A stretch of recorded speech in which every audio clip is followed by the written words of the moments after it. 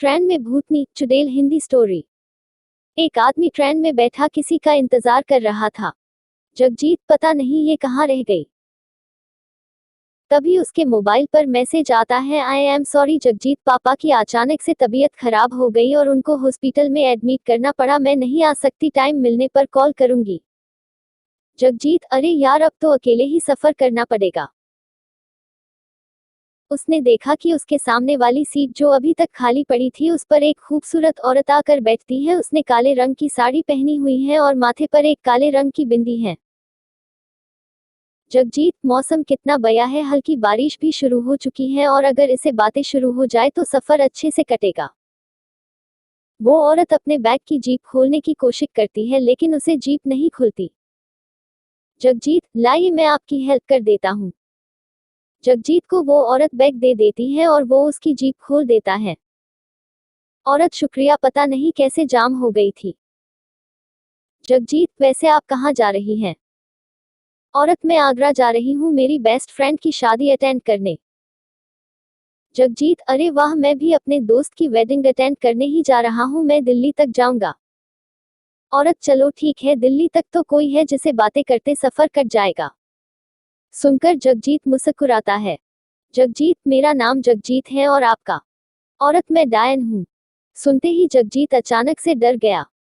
जगजीत, डायन।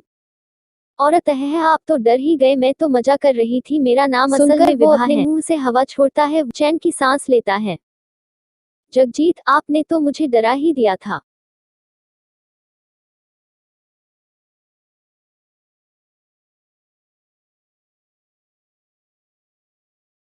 ट्रेन अब चलने वाली ही होती है, उसी टाइम सुनैना आती है और अचानक से उस औरत के बराबर में जगजीत के सामने बैठ जाती है, जिसे देखकर जगजीत खुश भी हो जाता है और चौंक भी जाता है। जगजीत, अरे तो तुमने मैसेज किया था कि तुम नहीं आ सकती। सुनैना, अरे वो तो मैंने बस एक छोटा सा मजाक किया था। जगजीत, तुम भी ना मजाक में कुछ भी बोल देती हो।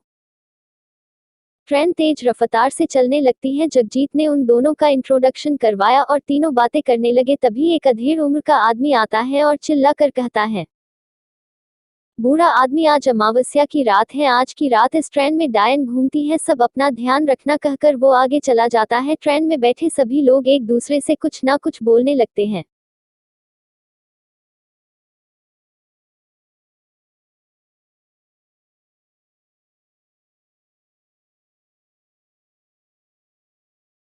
जगजीत, ये अंकल ऐसा क्यों बोल रहे थे? पल्लवी, अरे मुझे तो वो बूढ़ा पागल लग रहा था। सुनैना, आज के टाइम में डायन कितनी अजीब बात है यार। एक आदमी सामने वाली सीट पर जो काफी देर से बैठा होता है वो सिगरेट पीने लगता है, जिसका धुआं पल्लवी की नाक तक आ रहा होता है। पल्लवी, अहू कितना बदतमीज आदमी है, इन सिगरेट पीने वालों को तो गला काट कर मार देना चाहिए। उसी समय पल्लवी अपने बैग से कुछ निकालने के लिए जीप से अंदर हाथ डालती है और उसकी बैग से काले रंग की बोतल निकलकर नीचे गिर जाती है। जगजीत सोचते हुए, इसके बैग से काले जादू बोतल निकली है और इसकी बातें भी ठीक नहीं लग रही, अभी ये उस आदमी को मारने की बात भी कर रही थी, कहीं ये पल्लवी ही तो डायन नहीं। तभी वो सिगरेट पीने वाला आदमी अपनी सीट से उठकर आगे चला जाता है।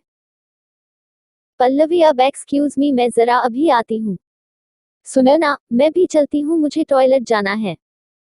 वो दोनों भी वहां से चली जाती हैं। कुछ देर बाद सुनैना तो वापस आ जाती है लेकिन पल्लवी नहीं आती। जगजीत, पल्लवी कहाँ रह गई? सुनैना, उसने कहा कि अभी आ रही हैं।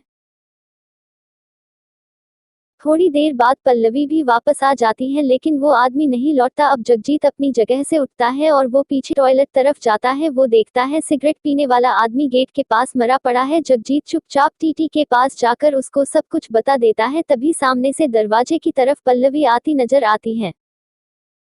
पल्लवी, क्या बात है जगजीत, आप यहाँ क्यों रुक गए? उसकी नजर उस आदमी पर पड़ती है जो दरवाजे के पास मरा पड़ा है। जगजीत टीटी से कहता है, यही है, इसी ने इसको मारा है, ये डायन है। पल्लवी, ये आप क्या कह रहे हैं? जगजीत और टीटी दोनों मिलकर उसको पकड़ते हैं और उसके हाथ पैर बांध कर वही टॉयलेट में उसको बंद कर देते हैं।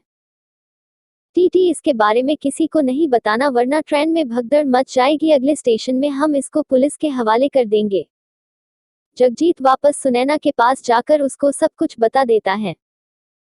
सुनैना, अच्छा हुआ तुमने उसको बांध कर टॉयलेट में बंद कर दिया, वरना पता नहीं वो और किस किस की जान ले लेती। सुनैना सामने देखती है तो टीटी आता हुआ नजर आता है, वो उसको देखकर ना जाने क्यों चली जाती है। सुनैना, आहा मैं जरा अभी आती हूँ। जगजीत सोचने लगता है इसको अचानक कहाँ जाना पड़ गया। टीटी, वो लड़की जो सामने बैठी थी, क्या वो आपके साथ है?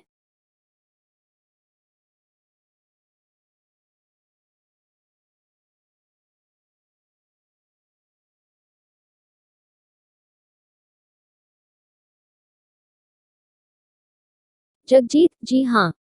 टीटी, आप दोनों के टिकट दिखाइए। जगजीत अपना टिकट दिखाते हुए कहता है, उसका टिकट उसी के पास होगा। टीटी चला जाता है, तभी जगजीत के मोबाइल पर सुनैना की कॉल आती है, वो रिसीव करके कान पर लगा लेता है।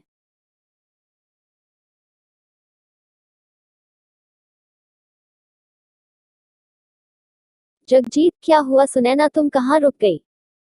सुनैना, सॉरी जगजीत, मैं नहीं आ सकी, पापा की तबीयत अगर ठीक होती तो मैं जरूर आती, तुमको बुरा तो नहीं लग रहा?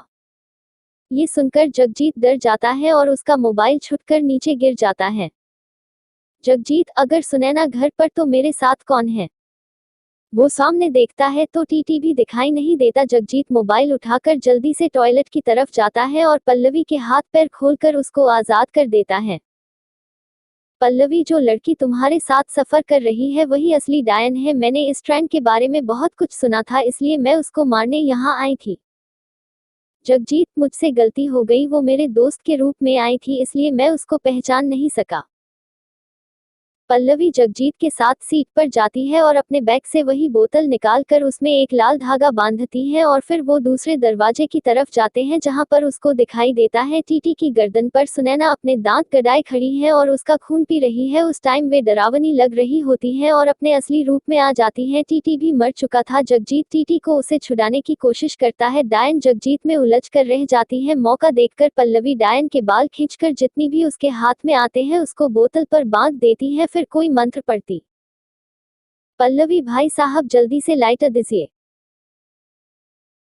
पल्लवी एक मंत्र पढ़कर बोतल में आग लगा देती है और उसके साथ डायन में भी अपने आप आग लग जाती है। वो टीटी की लाश और जगजीत को छोड़ देती है। आग लगते हुए ही वो दरवाजे के बाहर फ्लाईओवर के नीचे गिर जाती है। जलती हुई बोतल भी पल्लवी अब ट्रेन से बाहर ही फेंक देती है।